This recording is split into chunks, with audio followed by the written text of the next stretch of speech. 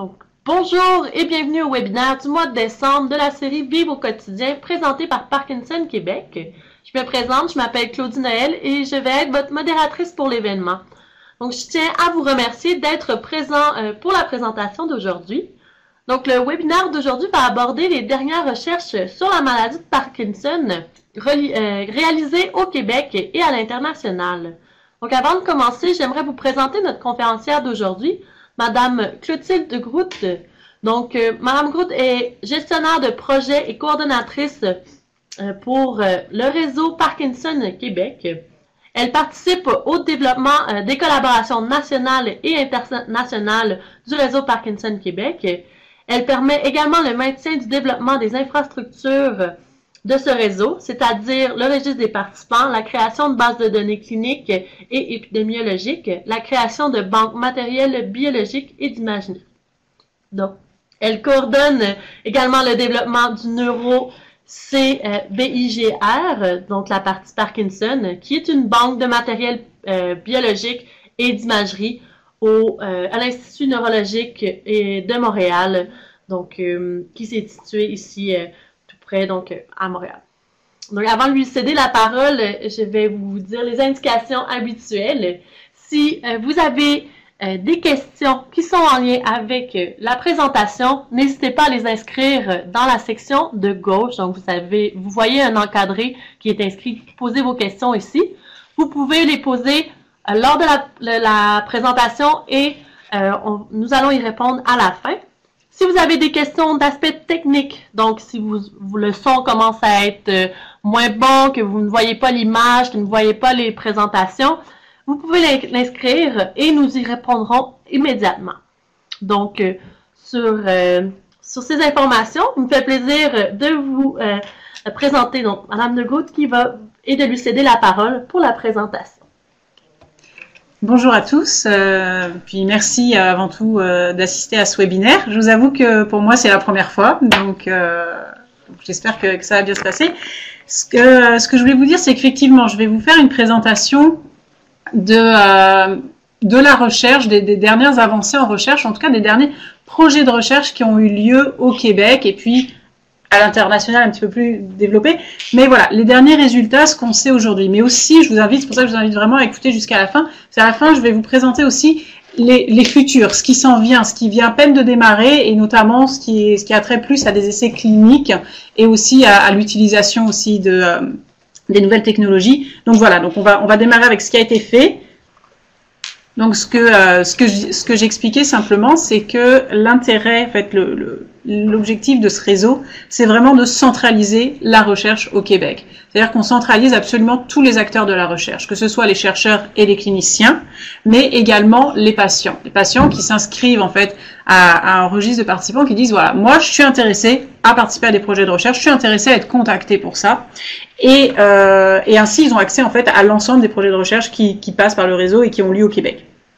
Et l'autre intérêt, c'est que non seulement ils participent à ces projets de recherche-là, mais en plus, les données, elles sont pas juste gardées par le chercheur qui a fait son projet, mais il va les reverser dans nos bases de données. Ça veut dire qu'elles vont être accessibles à l'ensemble de la communauté scientifique. Et ça, c'est vraiment dans le but d'accélérer la recherche, puis de l'améliorer d'un point de vue donc qualitatif et quantitatif. Est-ce que c'est bon au niveau de... Tout le monde m'entend bien? Est-ce que vous entendez bien? Sinon, c'est aussi la vidéo. Je sais que la vidéo ne fonctionne pas bien. On peut l'arrêter. Donc, on va arrêter la vidéo et on va y mettre uniquement le son parce qu'on voit que ça crée des... Aucun problème. Crée des problèmes. Donc, les gens, vous voyez bien la vidéo aussi? Je m'excuse, on voit que ça... Ouais, ça bouge. Ça, ouais. Ok. Parfait. Donc, on va continuer. Ok. Donc on continue. Donc simplement, rapidement, nous on collabore, donc vous avez ici tous les organismes, toutes les universités, les hôpitaux avec lesquels on collabore. Donc vraiment on couvre tout le Québec et c'est le but. Là c'est Réseau Parkinson Québec, donc il y a des projets de recherche qui ont lieu un peu partout, je vous dirais principalement à Montréal et à Québec. Mais c'est tous les gens de tout le Québec peuvent participer bien sûr à ce registre. Donc, comme je vous le disais, la manière dont ça fonctionne, on a ce registre de participants, les gens qui s'inscrivent, qui vont à ce moment-là être contactés pour des projets de recherche. Ils participent à ceux qui veulent. Et ça nous permet donc de générer des données et de les rendre disponibles à la communauté scientifique en général. Ça reste pas uniquement au chercheur qui a fait le projet de recherche. Ça permet quoi? Ça permet que pour une seule personne, un seul patient, participant, on va pouvoir collecter un nombre très important et varié d'informations. Ça va être à la fois des données cliniques, des données neuropsychologiques, de neuroimagerie, du matériel biologique aussi, des données génétiques, et également épidémiologiques. Pourquoi ça c'est important? Parce que on sait que la maladie de Parkinson, puis je pense que vous vous en rendez compte aussi quand vous discutez entre vous, etc. C'est vraiment, il n'y a pas une maladie de Parkinson, il y a plusieurs maladies de Parkinson, et les manifestations sont différentes. Et c'est important pour une même personne d'avoir un petit peu, de pouvoir couvrir l'ensemble des manifestations qui vont être différentes. Pour s'approcher, puis ça j'y reviendrai parce que c'est aujourd'hui, c'est ce qui se passe, c'est s'approcher vraiment d'une médecine de plus en plus personnalisée. Très rapidement, parce que là on est dans la théorie, je vous dis après on va arriver un petit peu plus en tout cas dans ce qui est un petit peu plus concret en termes de ce qui se passe en recherche, mais actuellement on a atteint les 1000 patients dans le registre. Il y a d'ailleurs une annonce qui sera faite à ce sujet-là parce que c'est important. Puis donc ça veut dire qu'on a quand même 1000 personnes qui sont inscrites et qui participent à des projets de recherche. Donc vous avez ici rapidement, vous le voyez, c'est la répartition. C'est sûr que la majorité des gens ont été recrutés dans le Grand Montréal, mais aujourd'hui on commence à recruter à l'extérieur, donc bon, à Québec déjà, et puis tout ce qui est un petit peu plus en région. Et donc ça démarre. Puis c'est comme les prochaines étapes.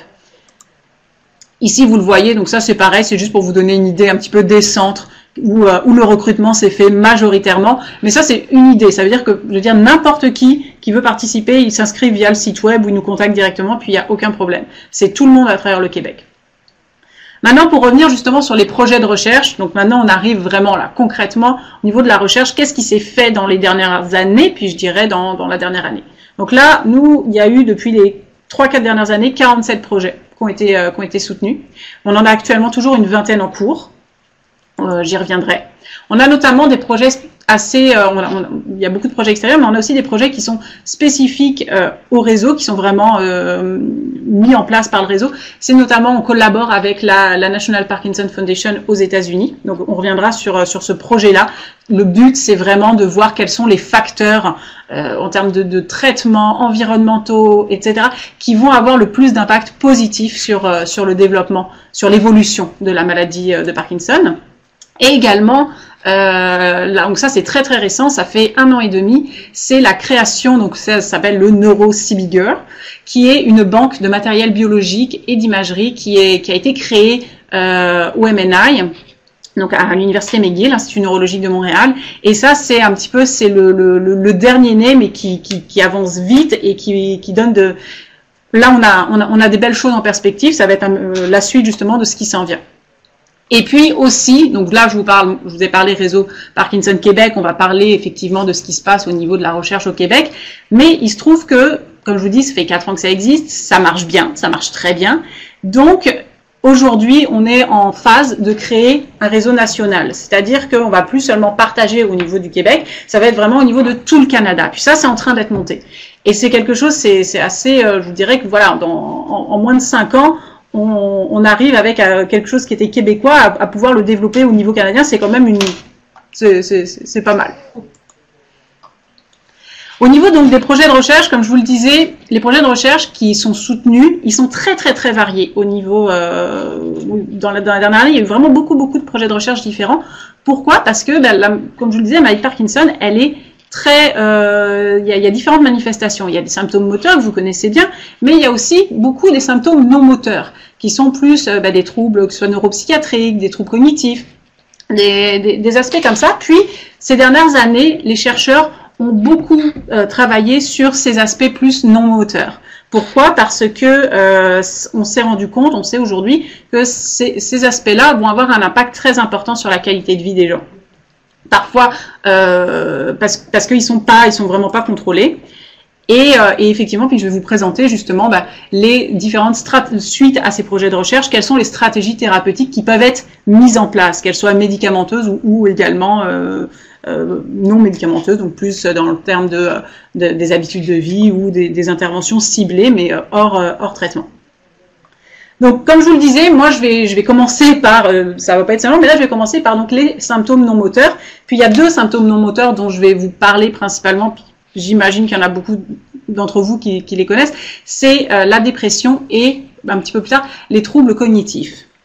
Pourquoi? Parce qu'on sait effectivement, la maladie de Parkinson, c'est un trouble moteur, mais comme je vous le disais, il y a des manifestations de cet ordre-là et on sait qu'elles vont avoir un impact sur la qualité de vie, puis sur le développement aussi de la maladie.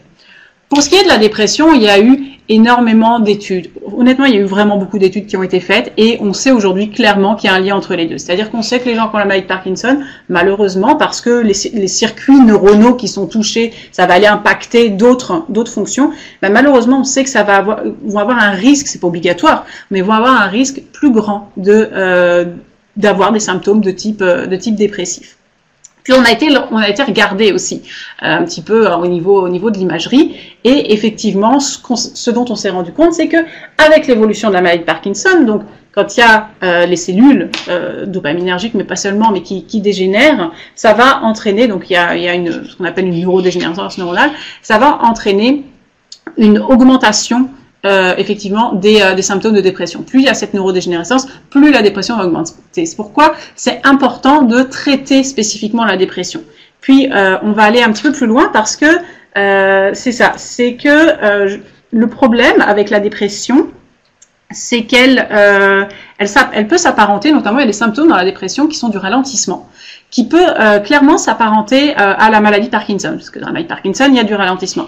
Et le danger, puis là c'est une deuxième étude que je vous montre, mais vraiment pour vous expliquer, c'est que le danger, c'est que des fois, les neurologues, voyant un ralentissement, vont mettre ça sur le compte de la maladie de Parkinson. Ils vont donc augmenter les quantités de L-Dopa qui sont données. Le problème, c'est que parfois, ces symptômes-là de ralentissement ne sont pas forcément reliés uniquement à Parkinson, mais sont reliés à de la dépression. Or, la dépression, ça ne se soigne pas avec de la L-Dopa. Et c'est pour ça que dans cette étude, quand on voit une corrélation entre le niveau de dépression et la quantité de L-Dopa administrée, c'est parce que des fois, on va penser que c'est Parkinson, on va augmenter la dose de L-Dopa, mais en fait, c'est de la dépression. Donc, plus il y a de dépression, plus on va donner de la L-Dopa, mais au final, on ne va pas régler les problèmes.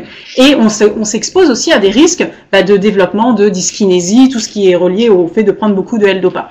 Donc c'est pour ça qu'il est très important vraiment d'identifier spécifiquement la dépression, mais de plus en plus aujourd'hui les médecins sont vraiment au fait de ça, c'est-à-dire d'identifier vraiment la dépression et de la traiter correctement, donc avec des médicaments qui soient adaptés, qui ne sont pas de la L-Dopa, et à ce moment-là, ça pourrait même permettre de baisser les doses de L-Dopa et donc de limiter aussi les risques, comme je vous disais, les risques d'effets secondaires. Donc voilà, donc très important de faire vraiment la distinction entre la dépression et ce qui est vraiment des symptômes parkinsoniens comme le ralentissement. Ça, c'est la première, les premières avenues de recherche qui ont été faites. Et aujourd'hui, je dirais ça date de quelques années, puis de plus en plus aujourd'hui, c'est pris en compte. Également, il y a, comme je vous disais, des symptômes non moteurs, qui sont les troubles cognitifs dans la maladie de Parkinson. On le sait, avec le vieillissement, il y a ce qu'on appelle un déclin cognitif, même s'il faut relativiser parce qu'il y a d'autres choses positives qui sont mises en place pour compenser, mais voilà, c'est un petit peu plus difficile, le temps de traitement de l'information, des difficultés de mémoire, d'organisation, etc. Malheureusement, mais une fois encore, c'est pas chez tout le monde, c'est pas obligatoire, mais on sait que le fait d'avoir la maladie de Parkinson, il y a un risque plus grand de développer des troubles cognitifs, puis que ces troubles cognitifs soient sévères. Donc, c'est pour ça que c'est important de s'en occuper. C'est vrai dans la population vieillissante en général, et c'est malheureusement particulièrement vrai chez les gens qui ont la maladie de Parkinson. Donc, comme je vous le disais, là, il y a eu énormément d'études qui ont été faites, qui ont attesté effectivement de ces troubles-là. Je vous dirais que principalement, c'est parce qu'il y en a qui vont peut-être penser des fois à Alzheimer, c'est pas du tout la même chose que dans la maladie d'Alzheimer. La maladie d'Alzheimer, c'est principalement des troubles de mémoire. Dans la maladie de Parkinson, c'est plus ce qu'on appelle des troubles des fonctions exécutives. C'est-à-dire, c'est un petit peu plus des troubles, des difficultés de planification, d'organisation. C'est plus ce genre de choses si je veux un petit peu caricaturer. Donc, il y a eu beaucoup d'études, comme je vous dis, là-dessus, et surtout aujourd'hui, il y a des études qui cherchent à, ok, comment on va pouvoir améliorer ça, que ce soit pour les gens qui ont de Parkinson, mais même après à étendre en général chez la population en général. Donc, ce dont on s'est rendu compte, c'est que il y avait des facteurs qui allaient influencer le développement, ou en tout cas la gravité des troubles cognitifs. C'est notamment le fait de faire de l'apnée du sommeil. Parce que l'apnée du sommeil, il y a eu des études et on voit que ça entraîne effectivement plus de somnolence dans la journée. Ça, c'est quelque chose aussi qu'on retrouve assez fréquemment chez les gens qui ont la maladie de Parkinson, mais également donc un risque plus grand de troubles cognitifs.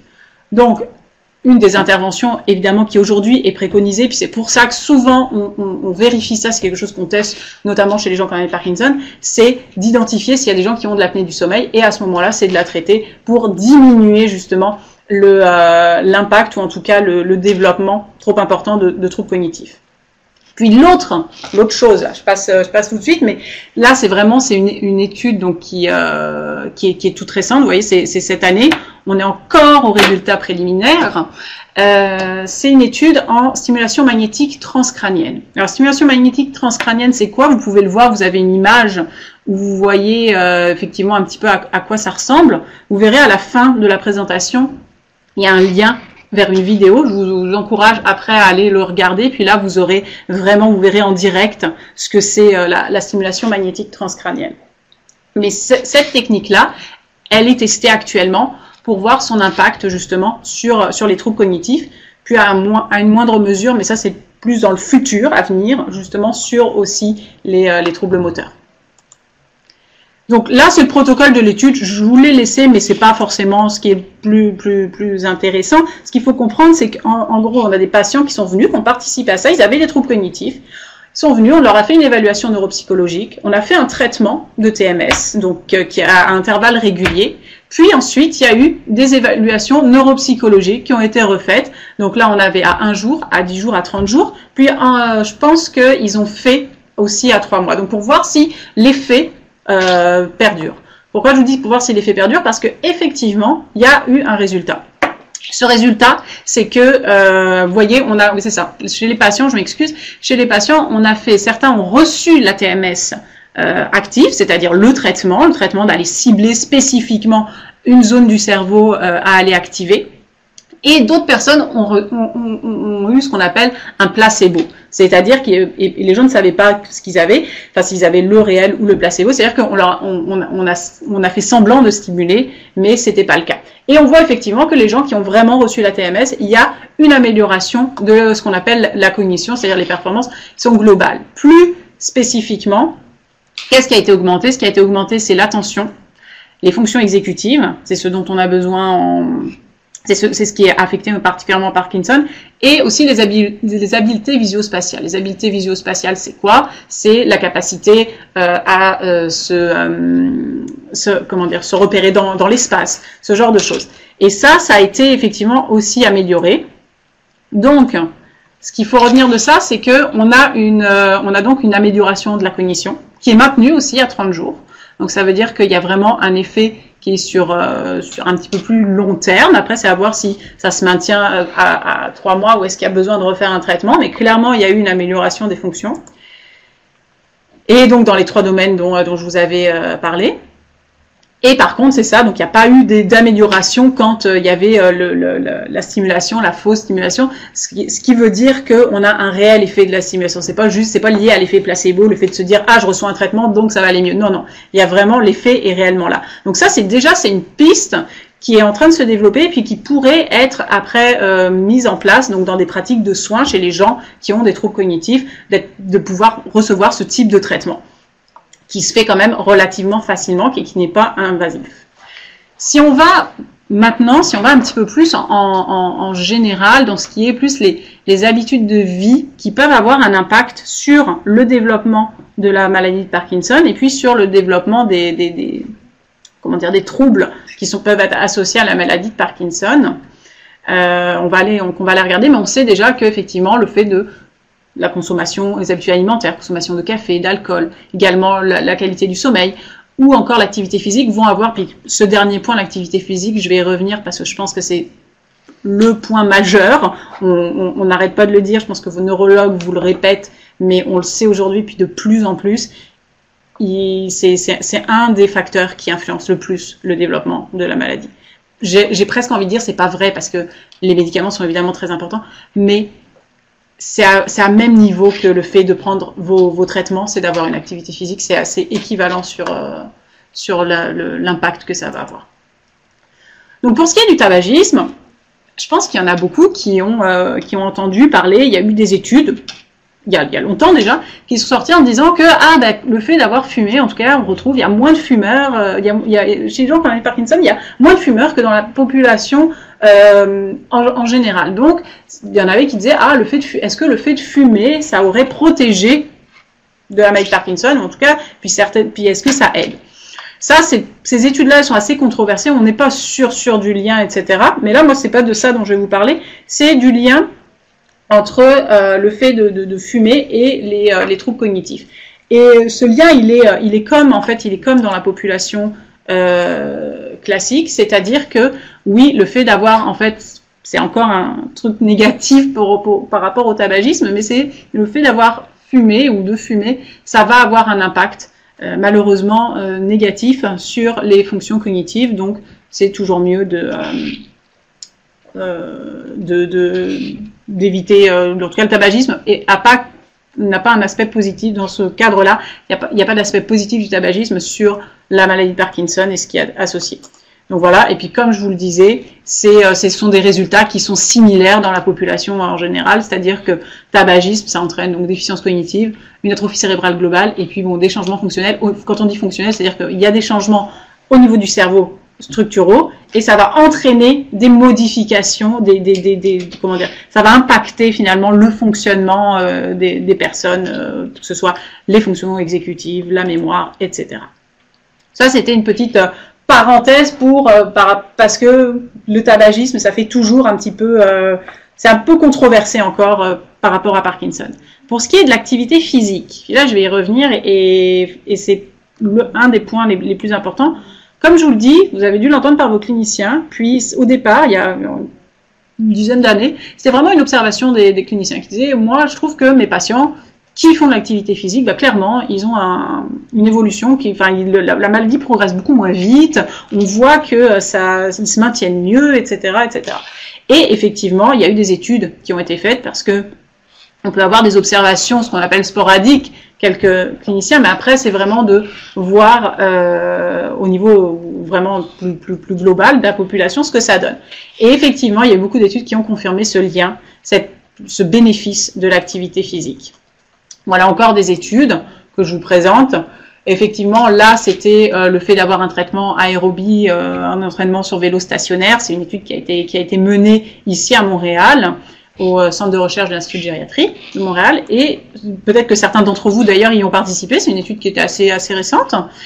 Et effectivement, cette étude, elle a montré que les gens qui avaient fait il y avait une amélioration à la fois des fonctions motrices, une amélioration de l'équilibre, pour les gens qui avaient suivi ce programme, mais également, puis c'est là tout l'intérêt aussi, c'est une amélioration des fonctions exécutives, donc des fonctions cognitives. Donc c'est une autre manière aussi d'améliorer sa cognition, et c'est vrai, une fois encore, dans la population en général, mais c'est particulièrement vrai, puis on retrouve vraiment un gros effet chez les gens qui ont la maladie de Parkinson.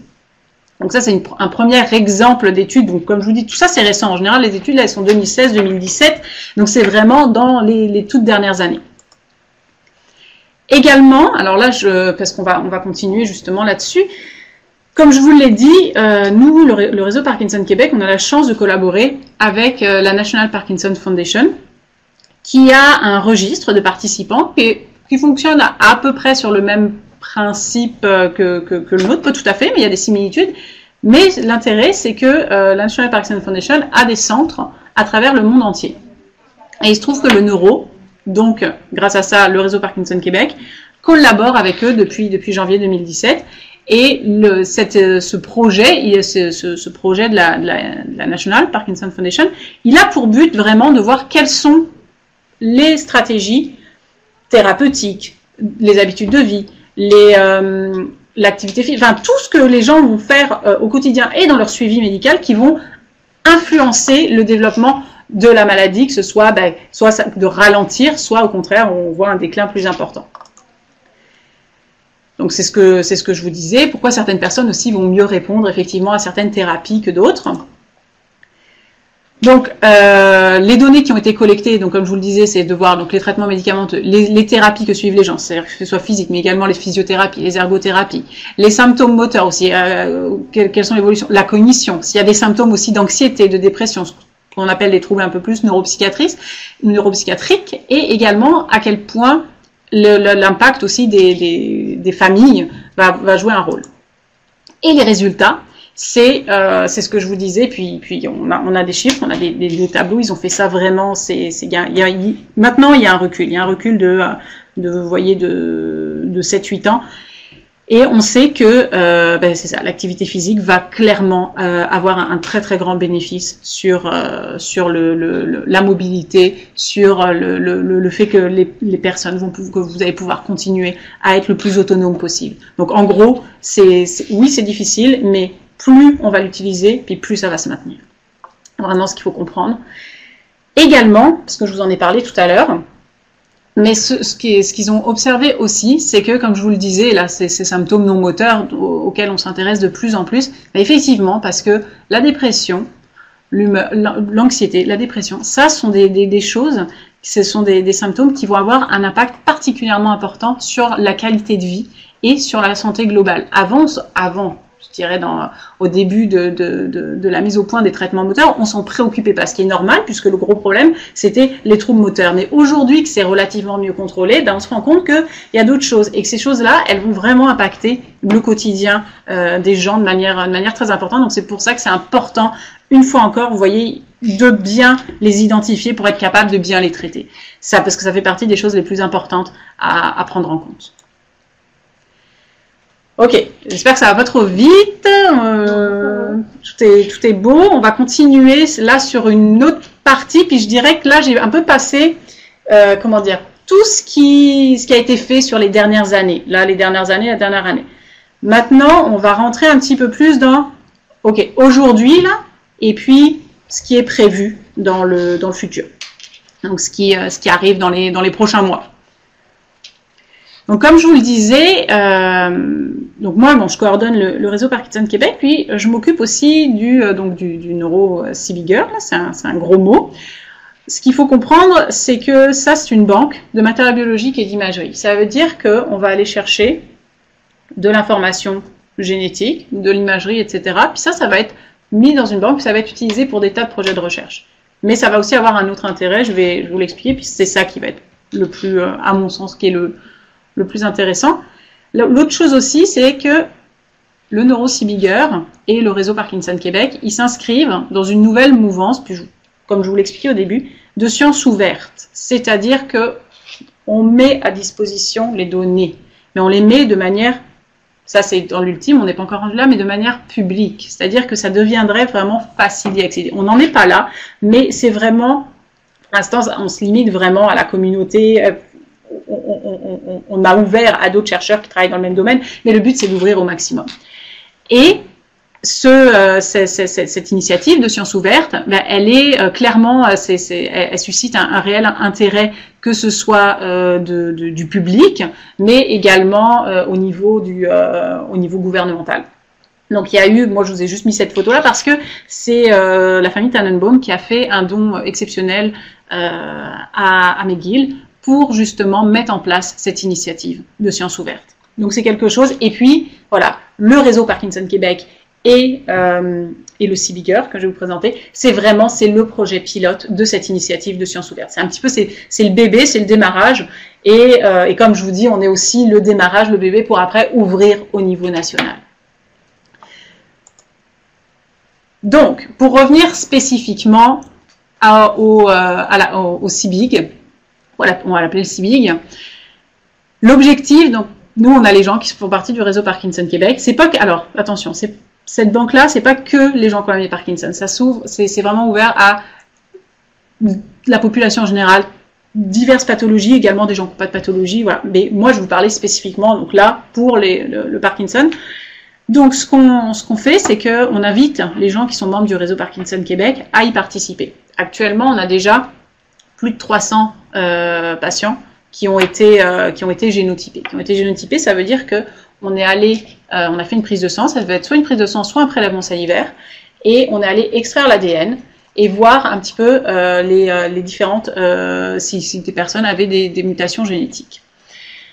Juste pour faire un petit pour mettre un petit peu en contexte, je pense que beaucoup d'entre vous le savent, la maladie de Parkinson, c'est pas une maladie forcément génétique, uniquement génétique. Les vrais cas de maladie de Parkinson génétique, c'est des cas familiaux, c'est 10 à 15%. Donc la majorité, non. Par contre, c'est très souvent, et dans la plupart des maladies neurodégénératives, c'est ça, c'est que c'est une interaction entre ce qu'on appelle des gènes de susceptibilité, d'avoir un patrimoine génétique où on a certaines mutations génétiques qui font qu'il y a un risque plus grand de développer la maladie de Parkinson, puis le fait d'évoluer dans un environnement spécifique va faire que la rencontre finalement entre cet environnement et ce patrimoine génétique, ça va amener au développement de la maladie de Parkinson, ce qui n'aurait pas forcément été le cas si le patrimoine génétique avait été différent ou si l'environnement avait été différent. Voilà, ça c'est juste pour vous mettre en contexte, pour vous expliquer pour la suite. Donc là, ce qui se passe, c'est qu'on a donc effectivement collecté le matériel génétique, on regarde un petit peu les gènes, etc. L'autre chose qu'on fait, c'est qu'on met en place on va aussi faire de l'imagerie chez on espère la majorité des gens, pour aller regarder aussi s'il y a des modifications, un petit peu plus en imagerie, donc des modifications spécifiques, mais aussi, puis c'est là un petit peu tout l'intérêt qui n'existe pas encore, on est en train de mettre en place une séquence qui va permettre un petit peu de s'assurer du diagnostic de Parkinson. Pourquoi? Parce que, vous le savez ou vous ne le savez pas, mais il se trouve qu'il y a quand même, je dirais, une vingtaine, à peu près 20% des cas où on n'est pas sûr du diagnostic, puis des fois, on annonce à Parkinson, finalement, c'est pas le cas, ou voilà, c'est pas sûr. Il y a des moyens qui permettent de le savoir, notamment, souvent, c'est de faire de la TEP, mais c'est quelque chose, ou de la PET, comme on dit en français, mais c'est quelque chose qui coûte beaucoup d'argent, qui n'est pas accessible à tout le monde, c'est compliqué. Ça, si on arrivait à mettre en place une séquence qui permettrait de faciliter le diagnostic, ça aiderait aussi à tout de suite aller trouver les bonnes, de mettre en place tout de suite les traitements qui sont adaptés, etc. Donc ça, c'est quelque chose qui est testé, de voir si on a effectivement un outil facile de diagnostic pour s'assurer que oui, on est bien en face de quelqu'un qui a la maladie de Parkinson, puis à ce moment-là, ça va plus vite pour la prise en charge thérapeutique. Je vais revenir, parce que je pense que voilà, c'est ça. Là, c'est la suite. Je veux juste revenir sur nos participants donc, qui ont été génotypés.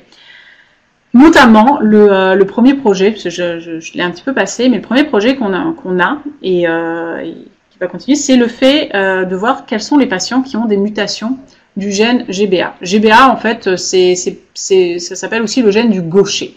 C'est pas le fait d'être gaucher ou droitier ou quoi que ce soit, c'est le fait que ça a été mis en évidence par Dr Gaucher.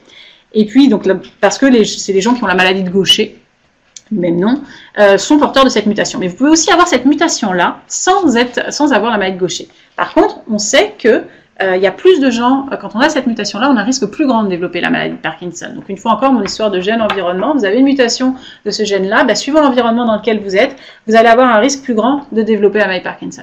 Donc, il y a plusieurs avenues par rapport à ça, thérapeutiques, qui arrivent.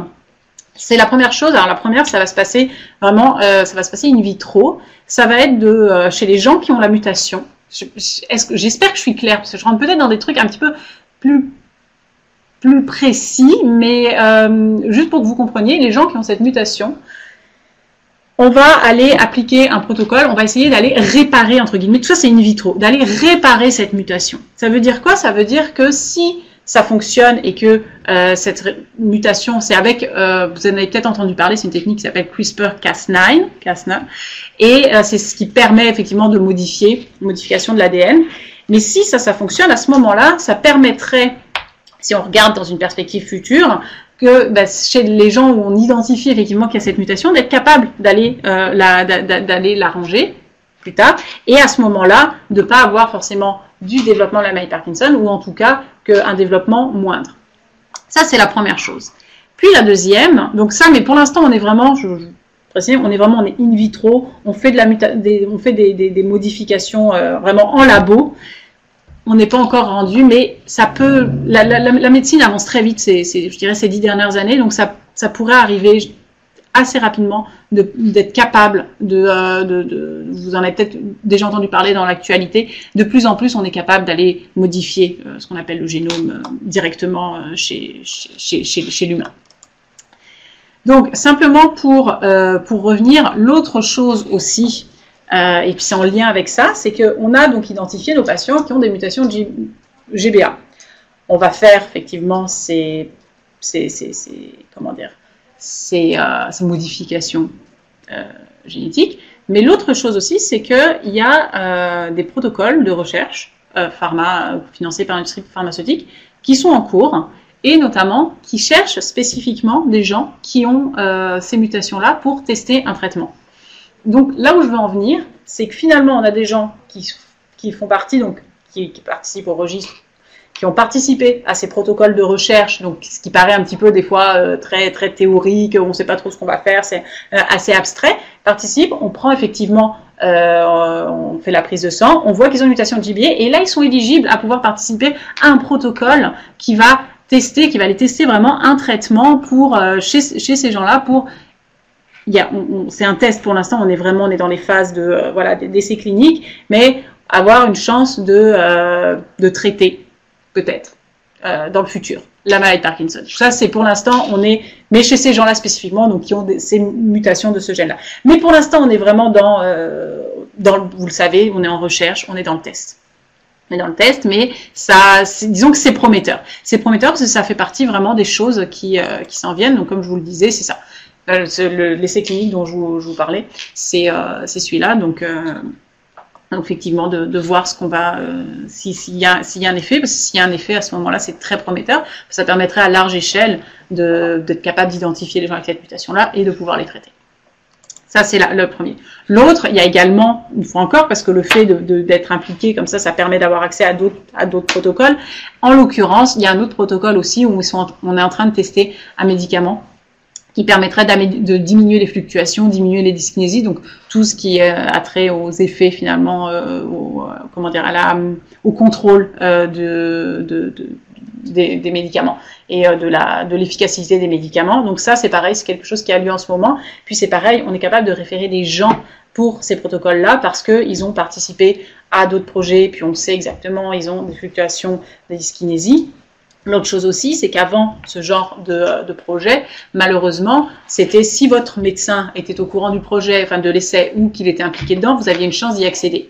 Mais si ce n'était pas le cas, vous n'en entendiez pas parler, vous n'aviez pas de chance d'y accéder. Aujourd'hui aussi, l'intérêt de rassembler, comme je vous le disais, les chercheurs, les cliniciens, les patients, c'est qu'on a un projet, puis on le propose à tout le monde. On le propose aux chercheurs, on le propose à tous les cliniciens. Ok, est-ce que vos patients, on peut les inclure là-dedans, etc. Ça donne vraiment complètement accès à des protocoles de recherche, à des gens qui n'y auraient pas eu accès autrement. Donc c'est aussi un autre intérêt. Puis c'est pour vous dire aussi, voilà, il y a vraiment des choses qui se font et ça avance, ça continue d'avancer.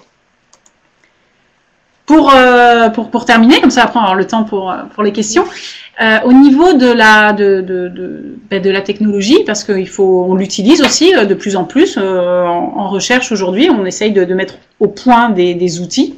Il y a deux choses principales, il y en a plus, mais je vous en présente deux principales qui sont actuellement en cours de développement.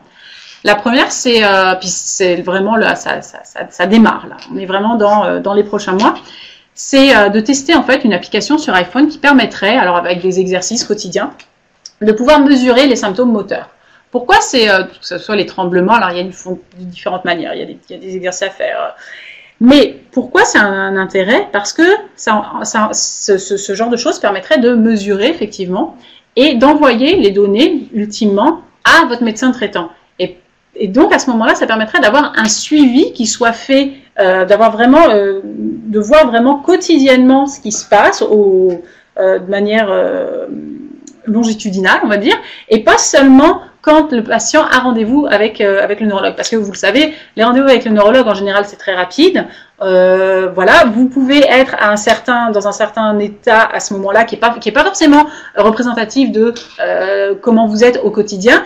Et le médecin, malheureusement, il peut se baser que là-dessus, au moment où il vous voit. Par contre, avec ce genre de choses, ça permettrait d'avoir effectivement un suivi qui soit beaucoup plus précis et puis d'adapter aussi la médication au quotidien, d'adapter la médication aussi s'il y a besoin d'ajustement en dehors des rendez-vous avec le neurologue. Et dans le même ordre d'idées, il y a des vêtements aussi qui sont en tout cas en train d'être mis au point, qui ont des capteurs également pour vraiment mesurer aussi les symptômes, le fonctionnement au quotidien.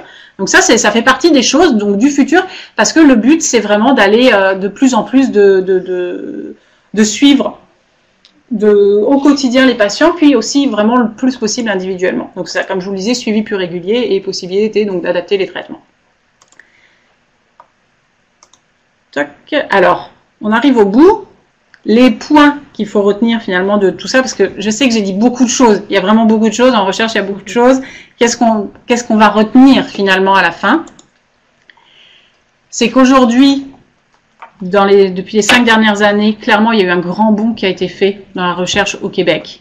Ça va s'étendre au niveau du Canada, donc c'est majeur, puis on est vraiment heureux parce que c'est un succès. Et le but c'est d'arriver le plus vite possible à améliorer les traitements, idéalement à trouver une cure.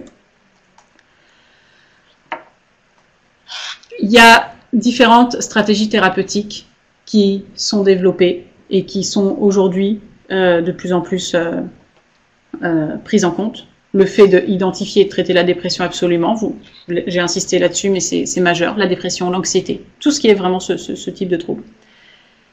Également, les facteurs d'influence qui peuvent, voilà, le sommeil, le fait de fumer, le fait aussi qu'il y a des thérapies spécifiques, la stimulation magnétique transcrânienne, le fait, une fois encore, je l'ai dit, je le redis encore, mais l'activité physique, c'est un incontournable. Puis quand on dit, je vais juste préciser, quand on dit activité physique, c'est pas d'aller courir ou d'aller, non, l'activité physique, c'est n'importe quoi, d'aller faire vos courses, de faire votre ménage, de prendre une marche pour voilà, de marcher jusqu'au métro. Non, c'est n'importe quoi où vous bougez. C'est pas forcément un programme spécifique. Oui, on va vous dire c'est mieux un programme spécifique qui est ciblé, etc.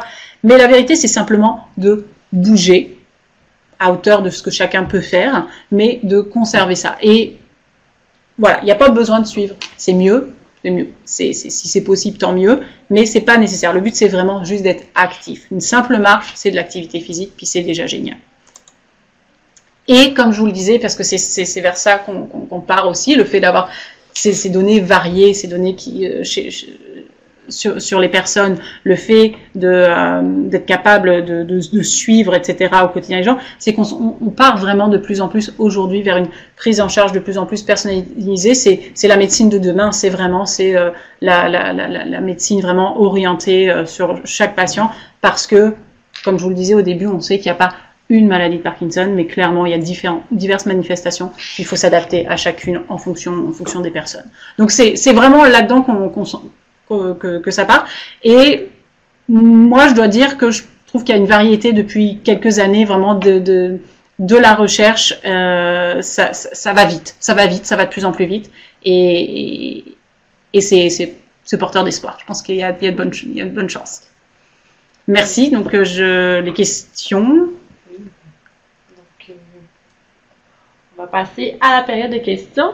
Donc, vous allez voir, l'interface a un peu changé parce que c'est parfait. Il restait ça fait beaucoup de choses. Donc, vous pouvez poser vos questions au centre. J'ai quelques personnes qui ont posé des questions pendant la présentation.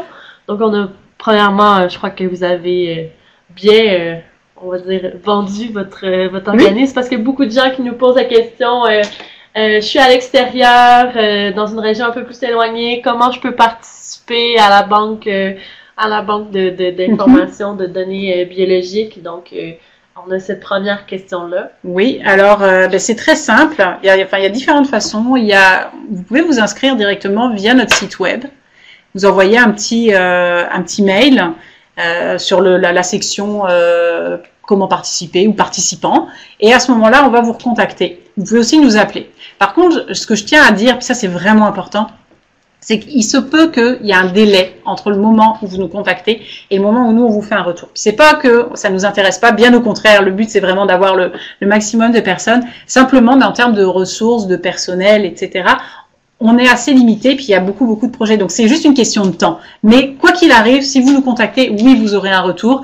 Et après, si vous êtes à l'extérieur, on a beaucoup de gens aussi, je dirais, oui, énormément de gens de l'extérieur, qui se sont inscrits d'eux-mêmes. Et en général, parce que c'est comme ça que ça marche, c'est quand ils ne sont pas inscrits via leur neurologue ou quoi que ce soit, souvent ces gens-là qui s'inscrivent d'eux-mêmes sont les gens qui sont les plus motivés. Donc très souvent on a des gens qui viennent à Montréal pour participer à la banque justement, enfin, par exemple à la banque de matériel génétique au CIBIC et qui participent à des tas de projets de recherche. Enfin voilà, si vous êtes motivé, que vous avez envie, il n'y a aucun problème. L'autre chose aussi, que j'ai pas précisé, il y a des gens aussi qui disent moi j'ai envie de participer à la recherche mais je peux pas me déplacer, c'est compliqué, voilà, je suis pas forcément en forme. Puis là vous pouvez également très bien vous inscrire, il n'y a pas de problème parce que on a aussi la façon dont on fonctionne, c'est qu'on fait passer un questionnaire par téléphone, ça dure une vingtaine de minutes à tout le monde. Donc pour s'inscrire, il faut passer ce questionnaire. Et puis il y a des gens qui disent moi je veux juste faire le questionnaire, je peux pas me déplacer, et à ce moment-là on le remet simplement à jour tous les 18 mois. Parce que ça, c'est déjà de l'information qui est très précieuse pour nous. Donc voilà, vous pouvez aussi vous inscrire et nous dire non, moi je pourrais pas me déplacer, mais par contre, c'est ma contribution à la recherche, c'est ça. Et puis c'est formidable. Donc en lien avec ça, vous êtes principalement à Montréal. Les gens qui sont à Québec, est-ce que c'est de déplacer à Montréal ou il y a un poste à Alors, Québec? Ça dépend pourquoi. Alors, pour plein de projets de recherche, ça dépend où est-ce qu'ils ont lieu. Montréal, Québec, etc. Pour ce qui est du CIBIG, une fois encore, si c'est de ça dont vous parlez, ça peut se faire à Québec. À Québec, on a des personnes qui sont sur place et puis qui font les prélèvements sanguins. Donc ça peut se passer à Québec sans problème. Et une fois encore, pour s'inscrire au registre, donc ça peut se faire par téléphone. Et puis après, vous pouvez participer, vous pouvez dire, moi je veux participer que à des projets de recherche qui ont lieu à Québec. Et à ce moment-là, on sait que quand il y a des projets de recherche à Québec, vous serez sélectionné que pour ça, vous ne serez pas appelé pour participer à un projet de recherche à Montréal. L'autre chose aussi que je voulais préciser, parce que j'ai peu le temps d'en parler, c'est que la façon dont ça fonctionne, puis c'est important aussi, ça peut peut-être rassurer beaucoup de personnes, c'est quand vous vous inscrivez, nous ce qu'on fait, c'est qu'on vous demande toujours qui est votre neurologue. Et pourquoi? Parce qu'à ce moment-là, votre neurologue, il est informé. À moins que vous ne le vouliez pas, bien sûr, mais en général, il n'y a pas de raison. Votre neurologue est informé que vous faites partie du réseau Parkinson Québec. Et donc, quand vous allez être sélectionné, quand il y a un chercheur qui nous arrive, qui dit, voilà, moi j'ai ce projet de recherche-là, je cherche des gens avec telle caractéristique. Nous, on va sélectionner les gens qui pourraient potentiellement participer. Et à ce moment-là, il y a un courriel qui est envoyé automatiquement au neurologue qui dit, voilà, votre patient, monsieur Intel, a été sélectionné pour participer à ce projet-là, il y a une description. Et là, le neurologue, il nous dit, oui, il n'y a pas de contre-indication, ou bien, ah, non, il peut pas. Donc, ce qui est déjà une sécurité. Et c'est seulement quand nous, on a l'accord du neurologue qui dit, oui, il peut y aller s'il a envie, qu'on communique vos coordonnées à l'équipe de recherche. C'est-à-dire que toute équipe de recherche qui va vous contacter via le réseau Parkinson Québec, il y a eu un accord préalable de votre neurologue. Par contre, c'est important, votre neurologue, il n'a pas dit, il faut ou je veux qu'il y participe, il a simplement dit, il n'y a pas de contre-indication. Après, la décision finale, elle vous revient, c'est toujours le cas en recherche. Le projet vous plaît, ça marche avec votre emploi du temps, tant mieux. C'est pas le cas, il n'y a aucune obligation. Ça, c'est toujours à garder à l'esprit. Vous êtes tout le temps libre. Est-ce qu'il y a un centre plus précisément à Québec ou c'est ça? Vous avez des neurologues un peu... On a des neurologues un peu partout, mais principalement c'est à l'Enfant Jésus, au CHU de Québec. Ouais. Donc, juste pour vous aviser, vous allez voir dans la section en dessous de la vidéo, nous avons mis le site web. Donc, il y a la vidéo qu'on parlait tout à l'heure et aussi le site web du réseau Parkinson Québec. Donc, si vous voulez vous inscrire. Donc, il y a des gens qui sont motivés, des gens qui se disent j'ai des échantillons si vous en voulez. OK. Donc, ils sont prêts, ils semblent engagés pour ça. Donc, il y a quelqu'un qui pose une question par rapport aux recherches qui sont faites. Donc, souvent, on va parler que c'est des recherches qui sont faites chez les personnes... Voilà, la maladie de Parkinson, c'est chez les gens plus âgés. Mais est-ce qu'il y a des recherches qui sont faites pour les jeunes Parkinsoniens? Donc, les gens qui ont peut-être en bas de 60 ans. Oui, alors c'est un très très bon point parce que c'est un des problèmes qu'on a, clairement. C'est que la plupart des chercheurs, effectivement, je dirais 99% des études, ils veulent des gens qui ont plus de 60 ans, etc., etc. Donc, actuellement, il n'y a pas énormément de projets chez les gens plus jeunes. Par contre, le seul, une fois encore, j'ai l'impression de vendre que ça, mais celui qui vraiment, voilà, c'est participer à la banque de matériel, le CIBIG. Le CIBIG, au contraire, nous, on veut absolument inclure tous les gens qui ont la maladie de Parkinson. Vraiment, que ce soit, quel que soit l'âge, les caractéristiques, c'est pas ce qu'on appelle du Parkinson idiopathique. Voilà, nous, vraiment, on prend, j'ai presque envie de vous dire, c'est ça qui est le plus intéressant. Parce que c'est là qu'on va aller voir s'il y a des problèmes génétiques, des choses comme ça. Donc, oui, ce projet-là, vous pouvez y participer. Actuellement, c'est un peu le seul que je vois, parce que moi, le problème que j'ai, puis on a déjà alerté les chercheurs là-dessus en disant, il faudrait, au niveau des critères, il faudrait vraiment changer ça, parce que oui, la plupart du temps, c'est uniquement des gens qui ont plus de 60 ans, qui sont droitiers, qui n'ont pas de troubles dépressifs. Donc, ça limite beaucoup, parce que, voilà, mais ça, c'est un problème qui, on l'espère, va évoluer. Mais voilà, si vous voulez participer, oui, le CIBIC, c'est parfaitement adapté. Donc, j'avais une question plus particulière pour le traitement TBS. Vous avez... La TMS. TMS, excusez-moi. TMS. Ouais. En tant que tel, qu'est-ce que c'est? C'est une onde qui est envoyée? Oui, en fait, c'est un champ magnétique qui est envoyé.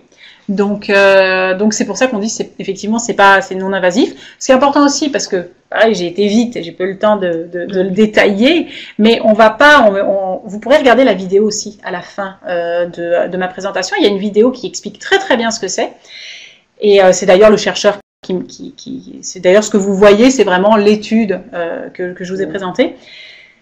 C'est que d'abord, on fait passer une IRM. L'IRM, ça nous permet de visualiser très spécifiquement la région. Là, en l'occurrence, je pense que c'est le dorsolatéral, le cortex préfrontal dorsolatéral. C'est ça. C'est un gros mot barbare. En gros, c'est à peu près par là.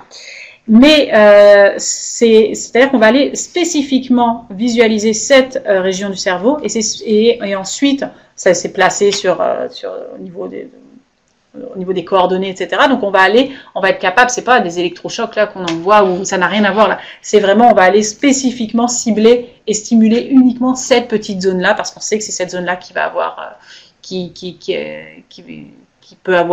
peut avoir un impact. Donc voilà, donc on fait une IRM, on visualise où est la zone à stimuler, et ensuite on va aller on rentre les coordonnées, hein, c'est vraiment, ça se passe, voilà, c'est des coordonnées qui sont très précises, on rentre les coordonnées, puis ça va les stimuler uniquement là. C'est non invasif effectivement, parce que vous verrez sur la vidéo, puis vous l'avez peut-être vu un petit peu avec les images, on n'ouvre pas, c'est vraiment, ça se passe de manière superficielle. Donc, si je ne me trompe pas, est-ce que c'est un appareil qui est utilisé aussi pour des traitements physiothérapie? Tout à fait, physiothérapie, pour traiter la dépression aussi, de plus en plus, c'est utilisé. Donc, double avantage aussi, j'ai envie de vous dire, dans le cas de la maladie de Parkinson. D'accord. Quelqu'un qui pose la question s'il y a présentement des équipes de recherche au Québec qui étudient le syndrome de Parkinson+. Alors, oui, il me semble qu'il y en a. Mais oui, actuellement directement, oui, si, je pense qu'il a un protocole là-dessus. Oui, il y en a. Oui, je réfléchis pendant que vous parlez. Mais oui, il y en a. Oui, il y en a. C'est des questions que je sais qu'on se fait beaucoup poser aussi ici à Parkinson Québec. Oui. Dans les dernières nouvelles, donc ça doit être assez récent, on aurait peut-être une personne qui travaille dessus, mais... C'est ça, docteur Postuma, mais c'est pas...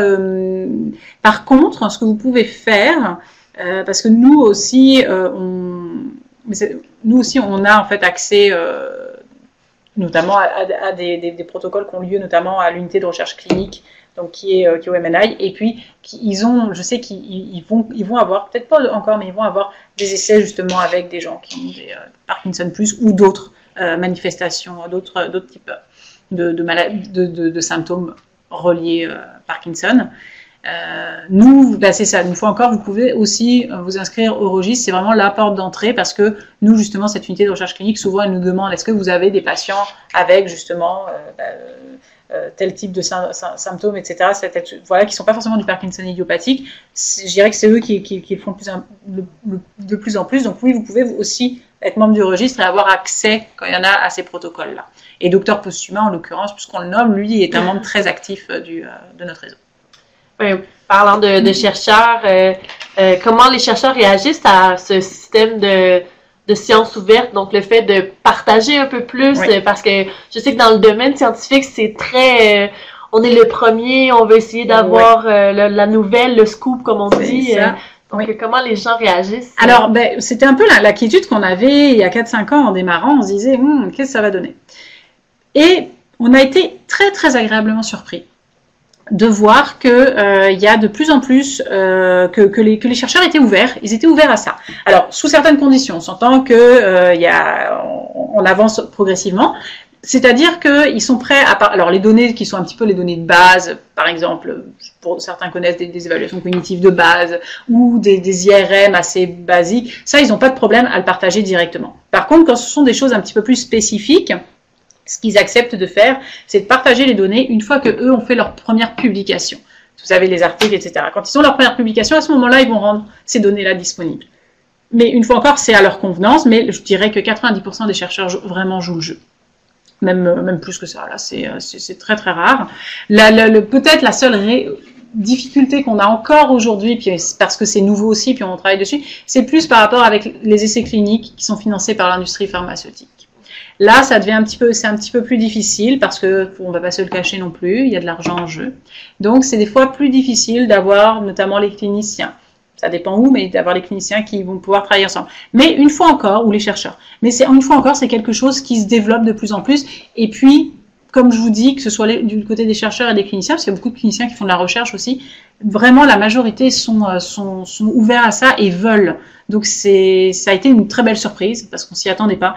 Et ils sont parce que ça bénéficie aussi à tout le monde. C'est-à-dire que vous allez partager vos données. Oui, d'une certaine façon, vous allez perdre, une fois qu'elles sont partagées, la paternité, enfin en tout cas, elles vont pouvoir être utilisées, mais de l'autre côté, vous bénéficiez également des données des autres. Donc c'est un win-win. Voilà, donc il faut pas oublier ça, c'est que oui, vous donnez, mais vous recevez aussi. Et je pense que la plupart des chercheurs et les cliniciens l'ont très très bien compris. Excusez-moi, il y a quelqu'un qui me dit qu'on entend en double. Juste vous aviser que des fois, c'est que vous avez 2 pages ouvertes. Donc, si vous entendez en double notre son présentement, c'est à cause qu'il y a 2 pages qui sont ouvertes. Donc, vous avez 2 fois le son de la présentation. Excusez-moi. Et j'avais des questions que vous avez un peu répondu, mais je crois que c'est toujours important de le rappeler. En lien avec l'activité physique. Donc, il y a des gens qui demandent l'activité physique est la plus suggérée.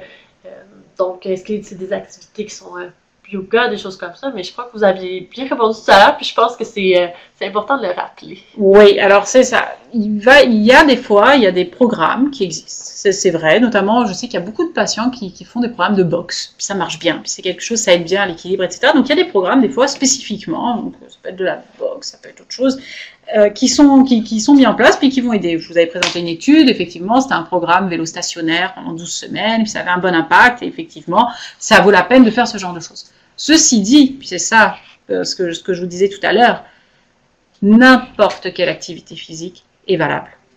Ça veut dire que parce que tout le monde ne peut pas aller faire de la boxe, tout le monde ne peut pas aller faire du vélo stationnaire, ou il n'a pas envie, ou voilà.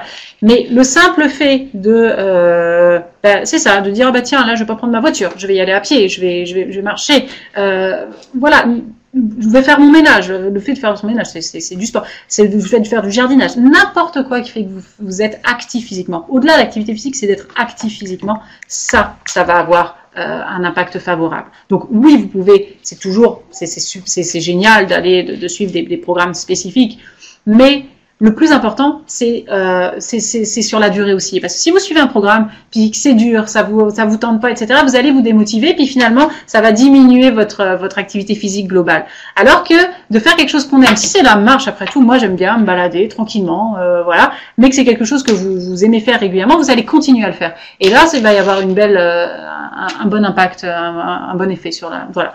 Donc, n'importe quoi pourvu que vous soyez actif. Donc, je vais me permettre de répondre à une question qui est peut-être un peu moins en lien avec votre sujet, mais que beaucoup de gens nous posent. Donc, j'ai quelqu'un qui me dit qu'elle vient de recevoir le diagnostic et elle a moins de 45 ans. Juste vous aviser que c'est de plus en plus, je crois que c'est un peu la même chose dans le domaine de la recherche. Nous, on se fait beaucoup poser plus de questions en lien avec cette condition-là.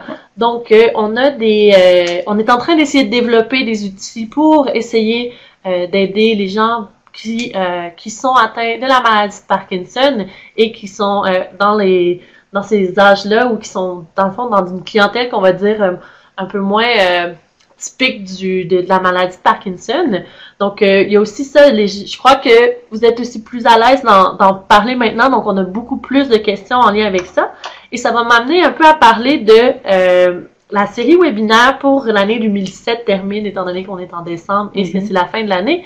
Mais on est en train de revoir la planification pour 2018 et on a un sujet qui va être probablement sur les jeunes Parkinsoniens qu'on appelle, donc qui va être en lien avec les personnes qui vivent avec le Parkinson dès un jeune âge.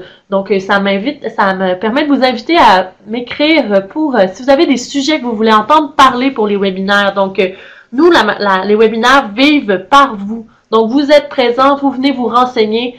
Qu'est-ce que vous voulez entendre parler? Donc, c'est vraiment un moment qui est important de répondre au sondage, de répondre à ce que vous avez apprécié, même pour les conférenciers. Je sais qu'ils aiment beaucoup ça, avoir de la rétroaction. Donc, prenez un moment pour que on va commencer les prochains webinaires en mars 2018. Donc, pour qu'on puisse avoir les informations qui vous touchent. Donc, qu'est-ce que vous voulez entendre parler?